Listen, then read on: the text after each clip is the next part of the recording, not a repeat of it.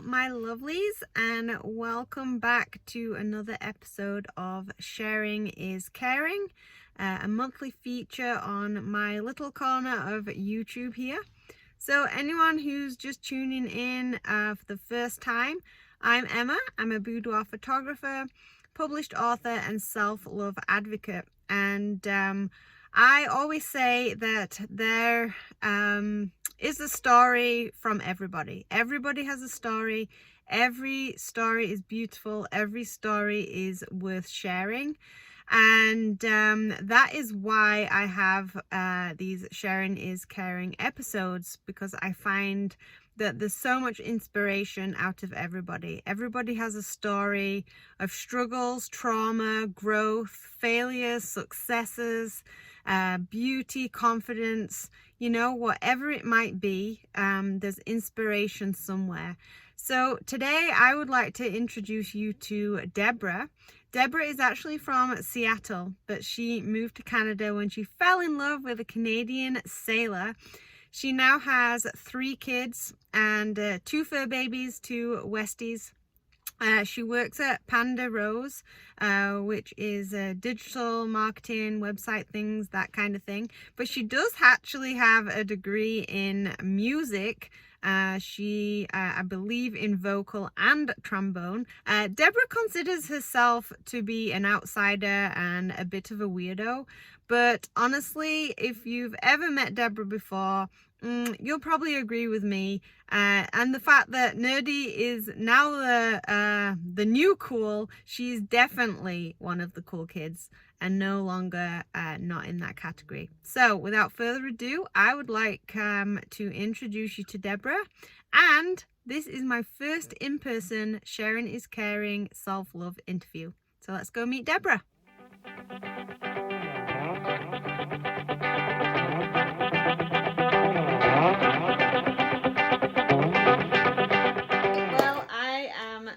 So excited, Deborah, that we get to do this little conversation about self-love, and we get to do it in person. Yay. So thank you for inviting me into your home. Thank you for being brave enough to come into my home.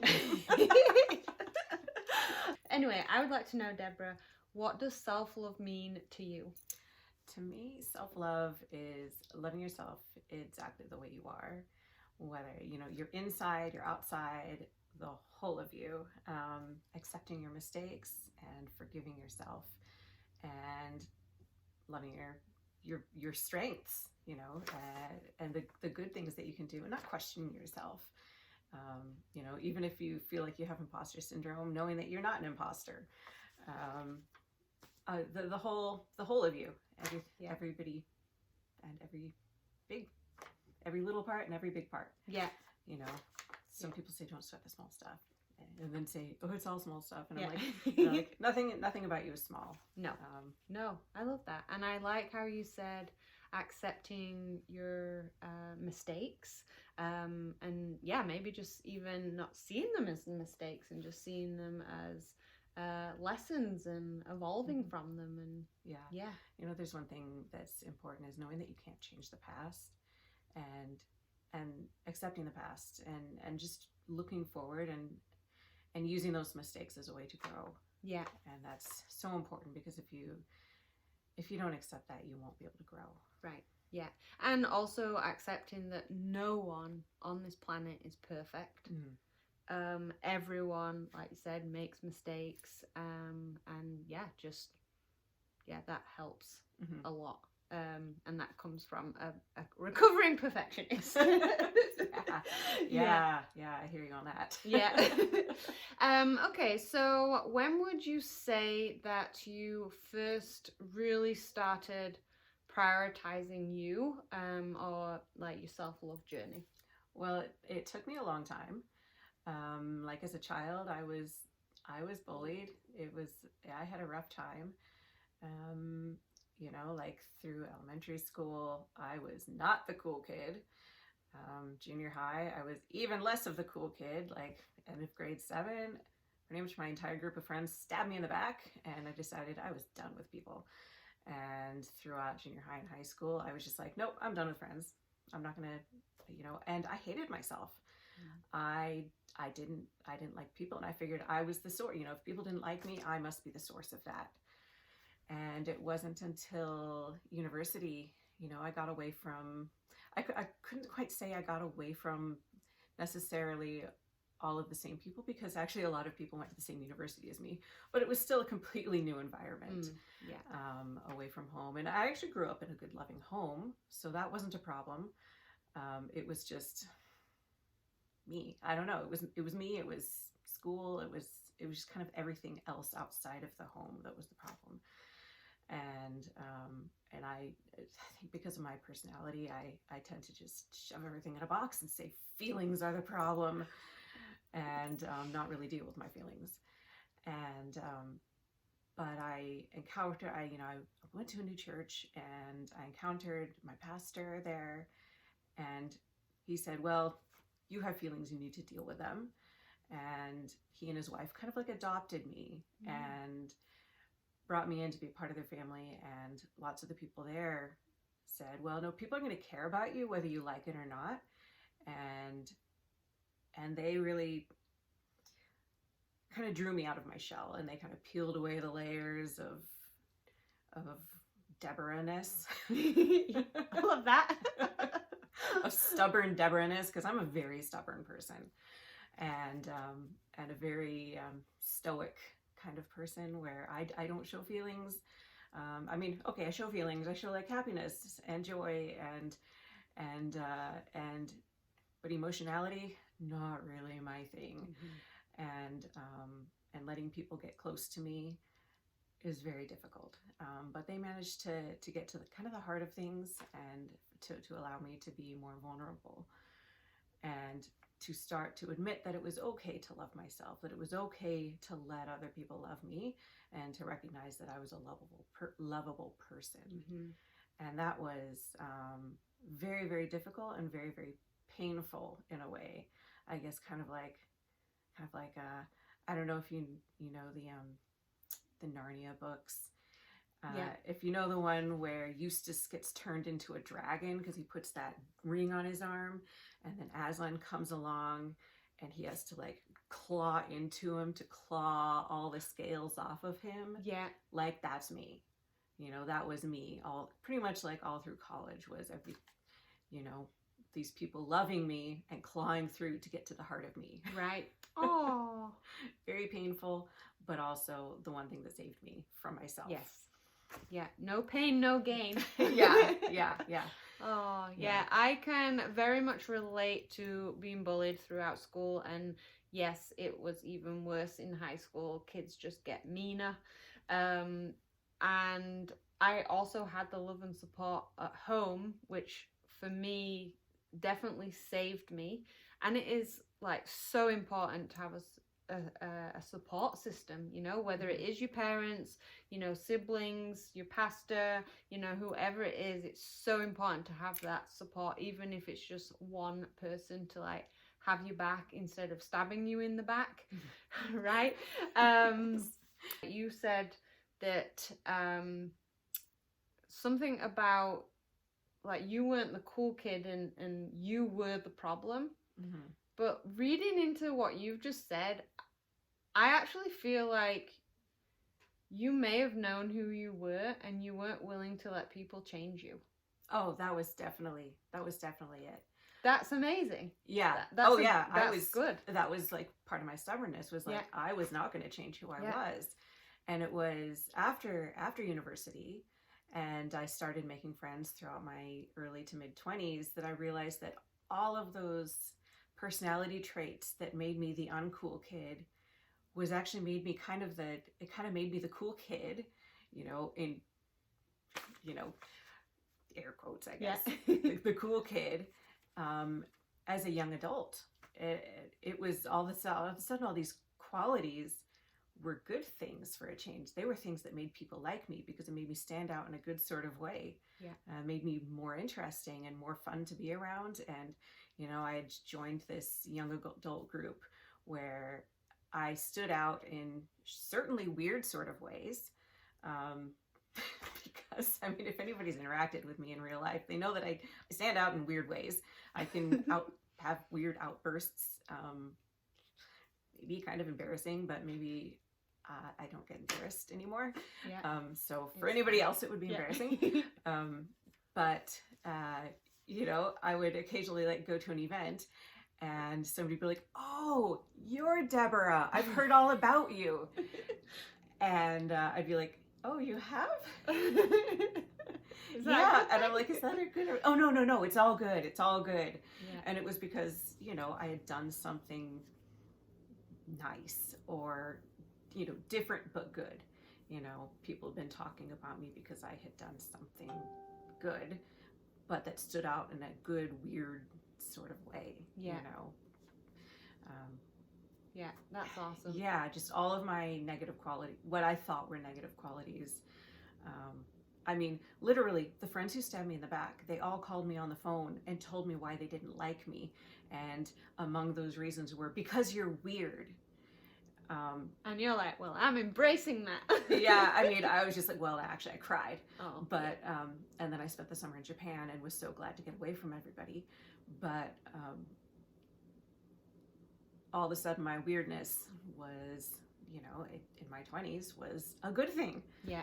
And, the older I get, I'm like, don't suppress your weirdness. No, because at the end of the day, like you said, like, think like society changes their opinion. So one day weird is like totally not cool, and then like you said, the next minute you're totally cool. And in my opinion, it would be so freaking boring if we were all the same. Like, embrace those quirkiness. Yeah, that quirkiness. Just look at Dolly Parton. Yeah, look how successful she is. Oh yeah, yeah. She doesn't like care. Crazy weird. Yeah. Oh yeah. The best sort of way. And look how like she's so successful. Amazing. Yeah, absolutely.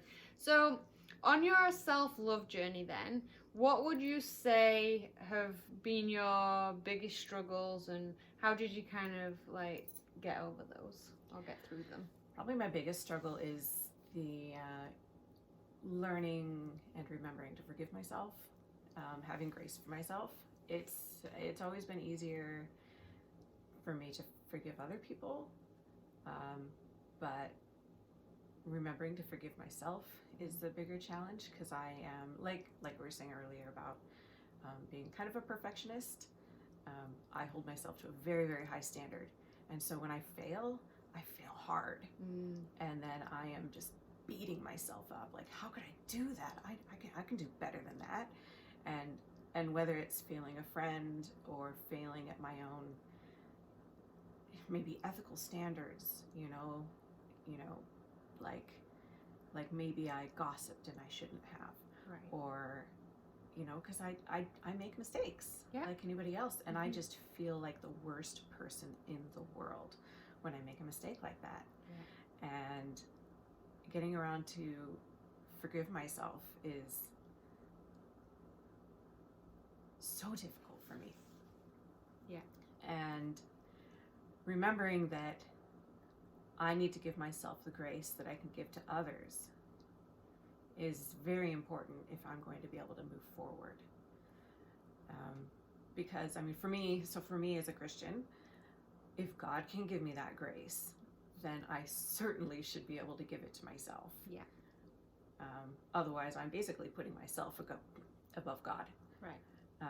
And I don't really have that qualification.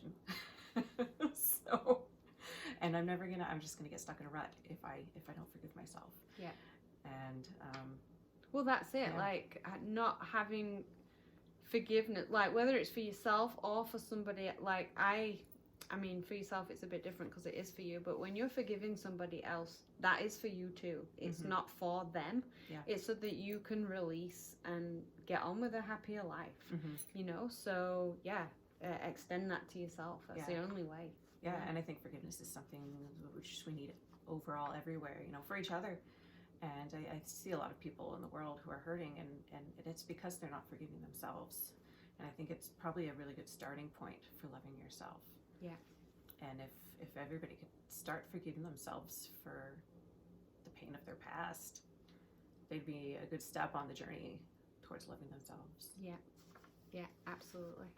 Awesome. Okay, so next question. I have forgot. Don't remember that one. Okay. Okay, so what are you most proud of for your self-love journey? Okay, well, let me remind myself. Okay, yeah, so the answer is twofold I have here. It's first that I've actually made the journey, that I even started on the journey. Yeah. So like I've always believed that you can't fully love other people until you love yourself. And this is funny because it goes way, way back, because I always thought, even as a teen and a young adult, that like I'll never fall in love because I recognized I didn't love myself. Mm-hmm. And so I'm like, I'll never fall in love, I'll never get married, I'll never have a family because I just can't love myself. And the fact that I got to the point where I do love myself, I'm married and I have a family now. Yeah. Yeah. I'm like, I made it. Yeah. I did it. I have a family. Yeah. I managed to, so I was like, well, that's great. I actually did manage to learn how to love myself, which I think is kind of an amazing thing, because I never thought I'd get there, because it was my very early 20s and late teens was such a dark place for me. Mm-hmm. It was such a dark place. I know my mom tells me that she worried about me and she didn't know what to do because I wouldn't listen. I never got treatment for depression, and she's like, she's depressed, and I was stubborn because I was like, I don't need help. I'm fine. Yeah. I'm stubborn Deborah. Yeah. But you got through the dark times. Yeah, I got through the light. I found the light, and I learned to love myself. Yeah. That is an accomplishment, absolutely, because there are so many people out there, probably even people listening, that haven't quite found it yet. Yes. But it's there. You just got to put in the work. Yeah, right? Yeah, and it's whether it's meeting the right people, or for me, I'm so like, important. Yes, I am on antidepressants. Yeah, and actually, I didn't go on those until after I had my first child, because I've had my ups and downs. And it's not like I need antidepressants to love myself, but I need them to not be insane. Yeah.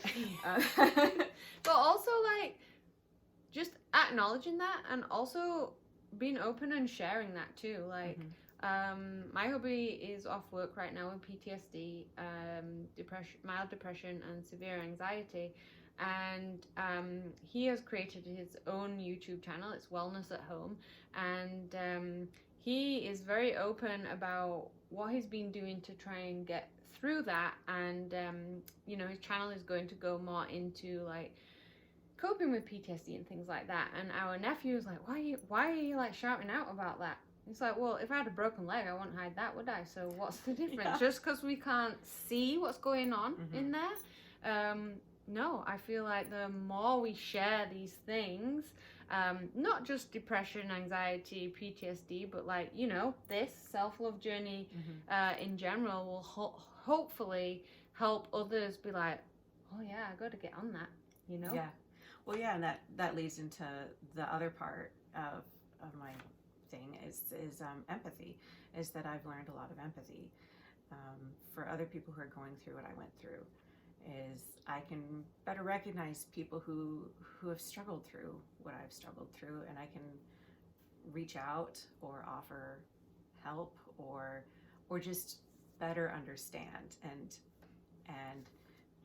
even if it's back off and let them have their space and just understand and not judge anybody who recognize somebody who doesn't love themselves and give them the love that they're maybe not getting, rather than just saying, oh well, she's a really bitter person who hates herself, and leaving it at that, and instead give them love and empathy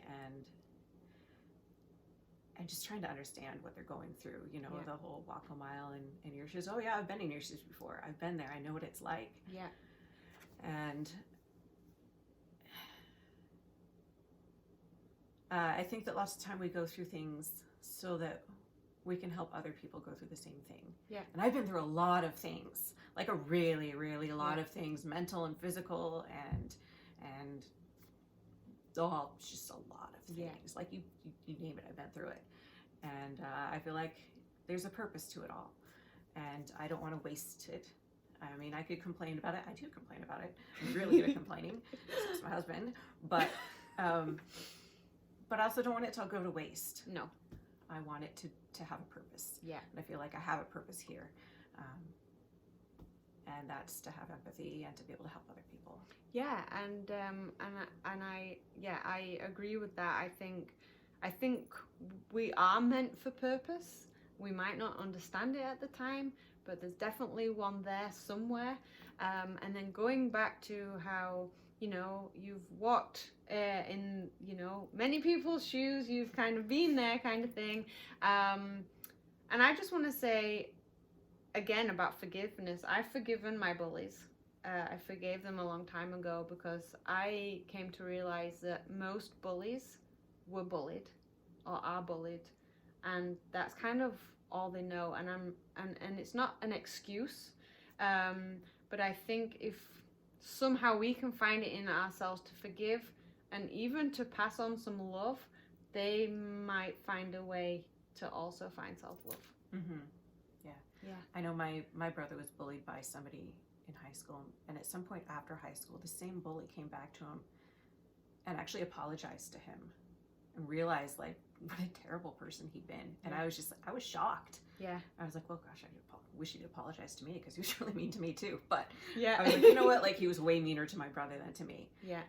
But I was just like really amazed to hear, you know, and people say that people never change, and I don't subscribe to that belief at all. No, me neither. I think people completely could change. I think so too. I mean, as long as they put the work in and do, like, go on a journey, I think it's totally possible.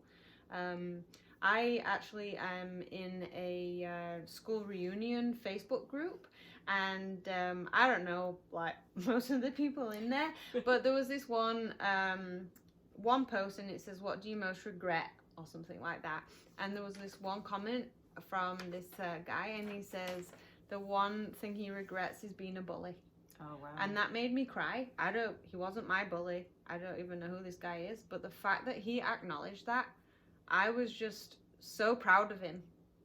And yeah, it just, I don't know, it just really reiterated to me that I'm really glad I've forgiven my bullies, because maybe they're of the same mind. Yeah. You know? Yeah. Yeah. Yeah. And that's why, like, forgiveness is so important. Yeah. Because people change. They do. They do, for sure. And if we don't forgive people and let them know that they're forgiven too, like, I mean, it lets them move on and become better people. Yeah. Yeah. Totally agree. Okay, so what would you say that you love most about being Deborah? It might be that I can laugh at anything. I mean, yeah, which I guess is kind of like joy. I have a lot of joy. Yeah. I mean, yeah, I have a really dark sense of humor too, so that I don't know how that balances out with joy. They might go like clash a little bit because I have really dark sense of humor, but also a lot of joy. So like, I mean, I can be like in the middle of surgery and then like crack a joke, and the doctors are like, you need to stop laughing because we're having trouble like aiming. Like, that totally reminds me of when I had my appendix out last year. Yeah. And I came out of like the surgery, and like as I was coming round, and they're like, "Emma, are you okay? You okay?" And apparently I'm like rambling on about Yorkshire puddings and cracking jokes about women empowerment. Well, like when I was 18, I was getting a lithotripsy, so I had like this 8mm kidney stone, and this was back when lithotripsy, that's where they blast your stone with sound waves to break it into little pieces so that it can pass. Okay. And they now they just put a little puddle of water on your back. Back then they'd lower you into basically a bathtub. Oh. And they don't knock you out for it. They just give you like, well, they gave me like basically gave me sort of like an epidural. And they're like lowering me in these harness. I'm like buck naked, just like a cloth here kind of thing, lowering me into this bathtub in harnesses. And there's like, I'm at the hospital, and there's like this life ring on the wall. This is like SS Virginia Mason, which is the name of the hospital. And And they give me something for my nerves because I was so nervous. This is my first sort of like major medical procedure since I was like 10 months old. And I was just like loopy. And I'm like, hey guys, why don't you guys wash my hair while you're at it? Give me a bath. And it's just like, ma'am, if you don't hold still, we're gonna end up blasting the wrong thing. We need you to stop. Oh, I think they're just like, guys, like up the drugs a little bit. See if we can, like, next thing I know, I'm like asleep. Yeah.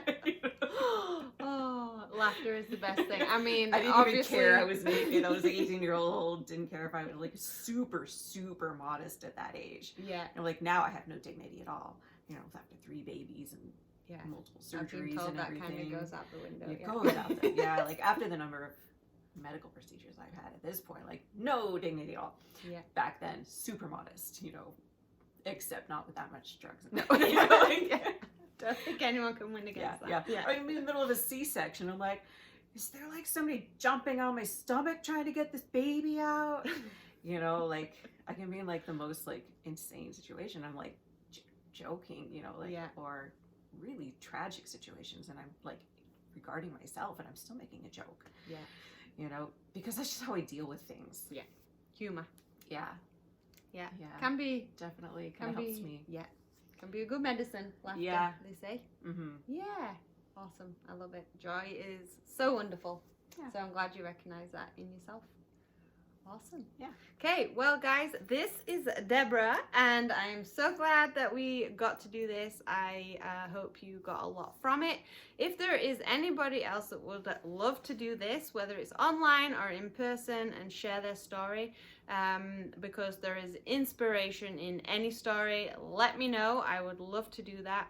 Also, Deborah has shared a little bit more of her story on the blog, so I will leave the link below so you can check that out as well. And yeah, thank you very much, Deborah. How do you feel about hugs? Well, I'm not usually a hugger, but these days I've become, ever since COVID, I've become way more of a hugger. Okay. Yeah. Would you take one? I'll take a hug. Oh, great. Oh, thank you. Love Thank it. you. Awesome. Until next time.